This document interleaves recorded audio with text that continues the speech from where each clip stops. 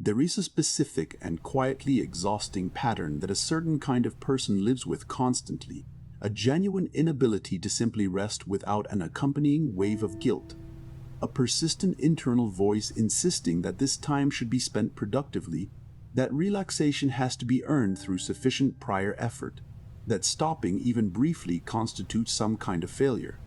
This person can be genuinely exhausted, in real need of rest by any reasonable standard, and still find themselves unable to actually settle into it, restless and uneasy the entire time, as though rest itself were a rule being broken rather than a genuine human need being met. Carl Jung's understanding of the persona and its relationship to inherited values offers a genuine explanation for why rest specifically produces this particular discomfort. Jung believed that the persona, built heavily around productivity and constant usefulness, often forms in response to an early environment where worth was consistently tied to achievement and output, where rest or simple unstructured time was treated, implicitly or explicitly, as something requiring justification, something bordering on laziness rather than a legitimate and necessary part of a genuinely healthy life. A child who absorbs this message deeply enough builds an entire identity around continuous productivity, and this identity, once established, treats any deviation from constant usefulness as a genuine threat to the coherence of the self it has spent years constructing. This explains why rest produces genuine discomfort rather than the relief it should ordinarily provide, since stopping does not simply mean pausing an activity for this particular person. It means, at some deeper unconscious level, temporarily setting down the very identity that has organized their sense of worth and safety for their entire life. The guilt that arrives during rest is not really about the specific activity being paused. It reflects a genuine and old anxiety about what happens to a person's worth and safety the moment their primary source of both, constant demonstrated usefulness, is no longer actively being performed. Jung's understanding of the shadow adds a further layer worth taking seriously here. If the persona has been built entirely around productivity, the capacity for simply existing without output, valuing oneself independent of what is currently being accomplished, often remains genuinely undeveloped, existing as unfamiliar and uncomfortable territory rather than as a natural and easily accessed state. This is why rest for this particular person so rarely feels restful.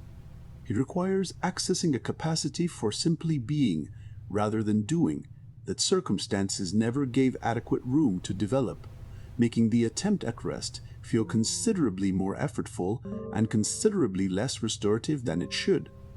This offers something genuinely important for anyone who recognizes this exhausting pattern in their own life. The guilt experienced during rest is not evidence that rest itself is genuinely undeserved or that the person experiencing it is simply lazy by nature. It reflects a persona built so completely around productivity that the entirely legitimate human need for rest has never actually been given permission to exist as anything other than a rule violation requiring justification. This suggests a genuinely useful and deliberately gradual practice for anyone caught in this pattern. It involves consciously and repeatedly practicing rest in small deliberate doses, explicitly naming it as legitimate rather than earned, and noticing honestly the specific guilt that arises without immediately obeying its instruction to get up and do something useful instead. This is genuinely uncomfortable at first, precisely because the capacity for guilt-free rest has not yet been developed. But Jung's understanding suggests that repeated deliberate practice, tolerating the discomfort without either abandoning rest or being ruled entirely by the guilt, gradually builds exactly the capacity that an early environment focused on constant productivity failed to allow room for. There is real value in recognizing that a persona built around productivity, however genuinely useful it has been in producing real achievement and real capability, was never actually built to include the entirely legitimate human need for rest, and that this gap deserves patient, deliberate attention rather than continuing to treat rest as something that must always be fought for against an internal voice insisting it has not yet been earned. Think honestly about your own relationship to rest and consider whether you experience it as genuinely restorative or as something accompanied by a persistent guilt insisting you should be doing something more useful instead. If you recognize this pattern in your own life, write below the single word for what your internal voice typically insists you should be doing instead of resting. Naming it honestly is often the first step toward finally giving yourself the entirely legitimate permission to simply rest without needing to first justify or earn it. Because the guilt that arrives the moment you finally sit down to rest was never, according to Carl Jung's understanding, evidence that rest is genuinely undeserved. It was evidence of a persona built so completely around constant usefulness that simply existing without output was never given the chance to feel like anything other than a rule being broken.